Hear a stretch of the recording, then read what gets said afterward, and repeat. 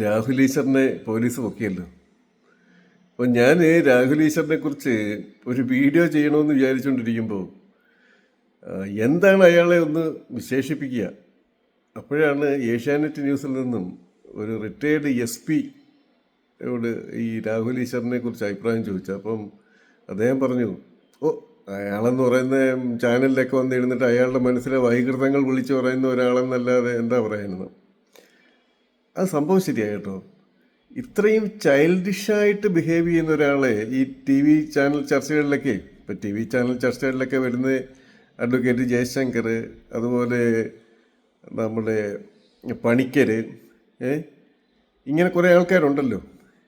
അപ്പം ആ മുഖ്യധാരയിൽ വരുന്ന ആൾക്കാരുടെ കൂട്ടത്തിലൊന്നും കയറിപ്പറ്റാൻ പറ്റാതെ ഈ മീഡിയ 1 ചാനൽ അല്ലെങ്കിൽ കൈരളി ചാനൽ ഇങ്ങനെയൊക്കെയുള്ളിടത്തൊക്കെ ഈ ചർച്ചയ്ക്ക് വിളിക്കുമ്പോൾ പോകുന്ന ഒരാളാണ് ഈ രാഹുൽ ഈശ്വർ.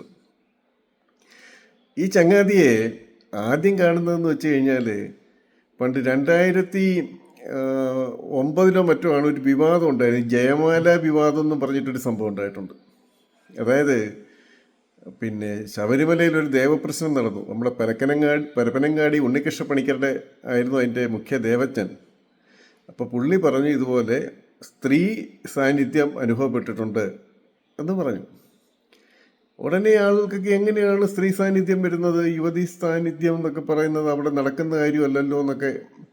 അപ്പോഴാണ് ജയമാലയെന്നും പറഞ്ഞിട്ടൊരു കന്നഡ നടി, അവർ പണ്ട് 1986 ശബരിമല സന്ദർശിച്ചെന്നു, എന്തോ സിനിമാ ഷൂട്ടിങ്ങുമായിട്ടൊക്കെ ബന്ധപ്പെട്ട് അങ്ങനെ വന്നപ്പം അവർ ഈ വിഗ്രഹത്തെ സ്പർശിച്ചു എന്നാണ് അവകാശപ്പെട്ടത്. അപ്പം നമ്മളൊക്കെ അസംഭവ്യം അന്നൊക്കെ എന്ന് പറഞ്ഞു കഴിഞ്ഞാൽ ഹിന്ദി പിന്നെ സീരിയലുകളെ മലയാളത്തിൽ ഡബ് ചെയ്ത് നമ്മളൊക്കെ രാത്രി കുത്തിയിരുന്ന് കാണുന്ന ഓർമ്മയില്ലയോ. അപ്പോൾ അതിനകത്തൊക്കെ അസംഭവ്യം ആര്യപുത്ര എന്നൊക്കെ പറയുന്ന പോലെ നമ്മളൊക്കെ അതിനെ അസംഭവ്യം എന്ന് പറഞ്ഞു. പക്ഷേ ഇപ്പോൾ ഓരോരോ വെളിപ്പെടുത്തലുകളൊക്കെ വരുന്നതനുസരിച്ച് പിന്നെ അതൊക്കെ സംഭവ്യമായിരുന്നു, അവർ പറഞ്ഞത് സത്യമാണെന്നുള്ളതാണ് മനസ്സിലാവുന്നത്. ഏതായാലും അക്കാലത്ത് ഈ നികേഷ് കുമാറിൻ്റെ പിന്നെ ഇന്ത്യ വിഷനാണോ റിപ്പോർട്ടർ അന്നുണ്ടോ എന്നറിയത്തില്ല, അയാളുടെ TV ചാനൽ ചർച്ചകളിൽ അന്നത്തെ തന്ത്രി കണ്ഠരര് മഹേശ്വരര്, അതായത് ഇവരുടെയൊക്കെ അപ്പൂപ്പൻ ഉണ്ടായിരുന്നു, അദ്ദേഹത്തെ കൊണ്ടുവന്നു ഇതിനെക്കുറിച്ച് അഭിപ്രായം ചോദിക്കാനേ. അപ്പോൾ അദ്ദേഹത്തിന് അവർ ചോദിക്കുന്നതൊന്നും ശരിയാവണ്ണം കേൾക്കാനും പറയാനും ഒന്നും പറ്റാത്തതുകൊണ്ട് ഒരു അസിസ്റ്റൻ്റ് എന്നുള്ള നിലയിൽ യവനും പ്രത്യക്ഷപ്പെട്ടു. അങ്ങനെയാണ് യവനെ ആദ്യമായിട്ട് നമ്മൾ ഈ TV ചാനൽ ചർച്ചകളിലൊക്കെ കാണുന്നത്. ഏതായാലും പിന്നീട് ഈ പിന്നെ ശബരിമല വിഷയമൊക്കെ ആയിട്ട് ബന്ധപ്പെട്ട് വന്നപ്പം ഇയാളും അവിടെ എന്തോ ഒരു പ്ലാൻ A പ്ലാൻ B എന്നൊക്കെ പറഞ്ഞിട്ട് ചില കാര്യങ്ങളൊക്കെ പറഞ്ഞ് അയാളെ അന്നും ഇതുപോലെ പോലീസുകാരെടുത്ത് ട്രാക്ടറിനകത്ത് ഇട്ടുകൊണ്ട് പോകുന്നത് നമ്മൾ കണ്ടു.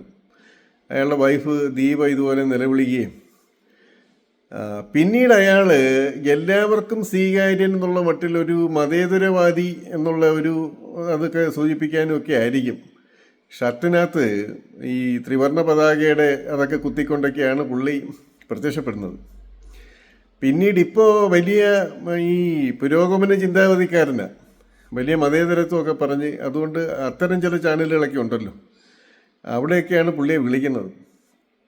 ഇനി ഇതിൽ രസകരമായൊരു സംഭവം എന്ന് വെച്ചാൽ, ഇപ്പോൾ നമ്മുടെ സാധാരണ ഒരു പ്രശസ്തരായിട്ടുള്ള ആളുകളൊക്കെ ഉണ്ടല്ലോ, ഇപ്പോൾ ശ്രീജിത്ത് മണിക്കർ അങ്ങനെയൊക്കെയുള്ളവരുടെ ഫേസ്ബുക്ക് അക്കൗണ്ട് പരിശോധിച്ചാൽ ഏതാണ്ട് ഒരു 3 ലക്ഷത്തിനും 4 ലക്ഷത്തിനും ഇടയ്ക്ക് ഫോളോവേഴ്സാണ് ഉള്ളത്. അതൊരു നല്ല ഫോളോവേഴ്സാണ്. അപ്പോൾ ആ റേഞ്ചിലുള്ള ആൾക്കാരുടെയൊക്കെ നോക്കിയാൽ അറിയാം 3 ലക്ഷം 4 ലക്ഷം പേരൊക്കെയാണ് പരമാവധി അവരെ സബ്സ്ക്രൈബ് ചെയ്തേക്കുന്നത്. എന്നാൽ ശശി തരൂരിനെ പോലുള്ള ആൾക്കാർ, അവരൊക്കെ എന്ന് വെച്ചാൽ ഇൻ്റർനാഷണൽ ആയിട്ട് അറിയപ്പെടുന്ന വ്യക്തിത്വങ്ങളാണല്ലോ. അപ്പോൾ ഇന്ത്യയിലുള്ളവർ മാത്രമല്ല വിദേശത്തു നിന്നുള്ളവരൊക്കെ സബ്സ്ക്രൈബ് ചെയ്യും. അദ്ദേഹത്തിന് മൊത്തം സബ്സ്ക്രൈബേഴ്സ് 17 ലക്ഷമാണ് അദ്ദേഹത്തിൻ്റെ ഫേസ്ബുക്ക് പേജിൽ. എന്നാൽ ഈ ചങ്ങാതിയുടെ ഫേസ്ബുക്ക് സബ്സ്ക്രൈബേഴ്സ് ഈ രാഹുൽ ഈശ്വറിൻ്റെ ഫേസ്ബുക്ക് സബ്സ്ക്രൈബേഴ്സിൻ്റെ എണ്ണം എന്ന് പറഞ്ഞ് 24 ലക്ഷമാണ്. ചേടാ, ശശി തരൂരിനില്ലാത്ത ഒരു പ്രശസ്തി യവനെങ്ങനെ കിട്ടിയെന്നും പറഞ്ഞ് നോക്കിയപ്പോഴാണ് യവൻ്റെ ഫേസ്ബുക്ക് പേജിൽ ഇയാൾ എഴുതിയേക്കുന്നതെന്ന് വെച്ച് കഴിഞ്ഞാൽ ഏതാണ്ട് നമ്മുടെ പിന്നെ 5-6 CNN, BBC, അൽ ജസീറ തുടങ്ങിയതിലേക്ക് പിന്നെ ചാനൽ ചർച്ചകളിലേക്ക് അവതാരകൻ, പിന്നെ ഗിന്നസ് റെക്കോർഡ് എന്തോ 6 റെക്കോർഡ് സ്വന്തമായിട്ടുണ്ടെന്നോ അങ്ങനെ എന്തൊക്കെയോ ഒരു പാരഗ്രാഫ് എഴുതിയിട്ടുണ്ട് അയാളെക്കുറിച്ച്. അപ്പോൾ ഇതൊക്കെ വായിക്കാനിടയായവർ ആരെങ്കിലുമൊക്കെ അങ്ങ് പിന്നെ ഇയാളെ കൊണ്ട് നടക്കുന്നതെന്ന് പറയുന്ന കുറച്ച് ആൾക്കാരുണ്ടല്ലോ, നമുക്കറിയാമല്ലോ. ഞാൻ പ്രത്യേകിച്ച് നിങ്ങളോട് പറഞ്ഞു തരേണ്ട കാര്യമില്ല. അവരും അവരുടെ അനുയായികളും അവരുടെ പാർട്ടിക്കാരും അങ്ങനെയുള്ളവരും ഒക്കെ സബ്സ്ക്രൈബ് ചെയ്ത് 24 ലക്ഷം 25 ലക്ഷം സബ്സ്ക്രൈബേഴ്സ് ആയക്കൊള്ളേ. ഇനി ഒരു 25 ലക്ഷം സബ്സ്ക്രൈബേഴ്സൊക്കെ ഉണ്ടെങ്കിൽ നിങ്ങൾക്ക് മാസം ഒരു ശരാശരി ഒരു 2-2.5 ലക്ഷം രൂപ എങ്കിലും നിങ്ങളുടെ വീഡിയോകളിൽ നിന്ന് നിങ്ങൾക്ക് വരുമാനമായിട്ട് ലഭിക്കും. അതിൽ തന്നെ ഏതെങ്കിലുമൊക്കെ വീഡിയോ അങ്ങ് ഹിറ്റായി കഴിഞ്ഞാൽ ഒരു വീഡിയോയ്ക്ക് തന്നെ ഏതാണ്ട് ഒരു $2,500 കിട്ടും. എത്ര ഈ 25 ലക്ഷം സബ്സ്ക്രൈബേഴ്സ് ഉള്ളപ്പം ഞാൻ പറയുക, ഒരു വീഡിയോയ്ക്ക് തന്നെ ഒരു വീഡിയോ ഭയങ്കരമായിട്ട് വൈറലായി കഴിഞ്ഞാൽ ഒരു $2,500 കിട്ടും. അപ്പം ഈ 2.5 ലക്ഷം എന്ന് പറയുന്നത് അതിലും കൂടും.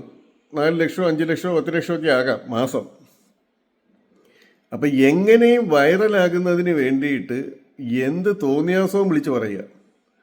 ഇയാൾ ഈ അടുത്ത സമയത്ത് എടാ ഹിന്ദു, എടാ പൊട്ടനായ ഹിന്ദു, എടാ മണ്ടനായ ഹിന്ദു, എണ്ണീക്കട എന്നൊക്കെ പറഞ്ഞുകൊണ്ടൊരു വീഡിയോ.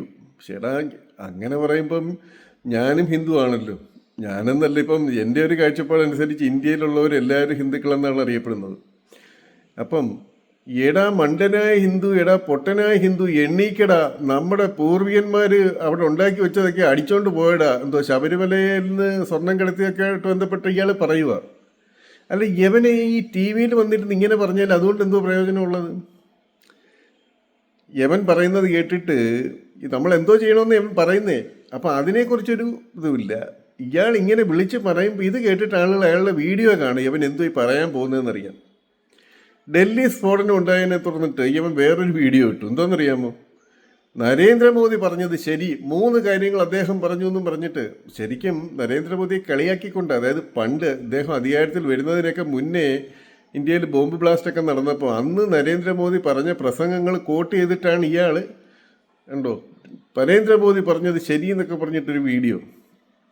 എന്നാൽ ഇപ്പം ഈ ബോംബ് സ്ഫോടനം ഉണ്ടാകാനിടയുണ്ടാകുന്ന വലിയ ഒരു ബോംബ് സ്ഫോടനങ്ങളെ തകർത്തതാണ് ശരിക്കും സംഭവിച്ചത്. ഒരു ചെറുതായിട്ടൊരു ചെറിയ പടക്കം അവർക്ക് പിന്നെ അവിടെ ഇന്ത്യ ഗേറ്റിൻ്റെ മുമ്പിൽ പൊട്ടിക്കാൻ സാധിച്ചെങ്കിലും ഇന്ത്യയുടെ വൻ നഗരങ്ങളിൽ ആരാധനാലയങ്ങളും ഒക്കെ കേന്ദ്രീകരിച്ച് വൻ സ്ഫോടന പദ്ധതി തയ്യാറാക്കിയിരുന്നവരെ പിടിക്കുക ചെയ്തത്.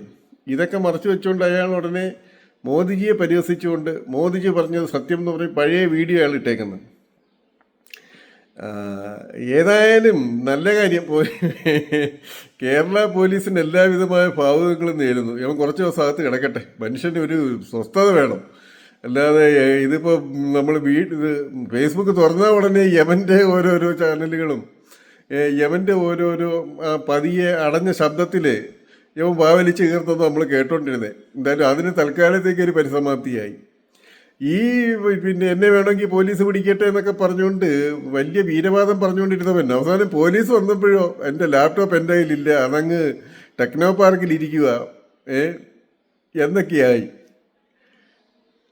ശരി, താങ്ക് യു വെരി മച്ച്.